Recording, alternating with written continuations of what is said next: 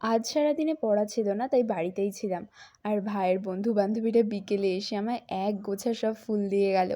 ওরা গিয়েছিল কলেজে, আর ওখান থেকে সব তাজা তাজা সুন্দর ফুলগুলো আমার জন্য তুলে এনেছে। তো এটা খুব কিউট একটা এক্সপিরিয়েন্স ছিল। আর তারপর আমি এই করবী ফুলগুলো সাজিয়ে সাজিয়ে রাখছিলাম। আর এগুলো এত সুন্দর দেখাচ্ছিল যে কি বলবো। আর কাল বিকেলে তো আমি বাড়ি ছিলাম না, কাল বিকেলে পড়া ছিল। তো তখনও ওরা আমার জন্য এই এতগুলো ফুল, চাঁপা ফুল সব এনে দিয়েছিল। আর এই ফুলগুলো পেয়ে তো আমি অনেক খুশি হয়ে গেছি, কি বলবো। তারপর আমি ভাবলাম একটু বেরোনো যাক, অনেক দিনই বেরোনো হয় না। তো ভাইকে বললাম যাবি, তা ও রাজি হয়ে গেল। আর তারপর আমি রেডিও হয়ে নিলাম।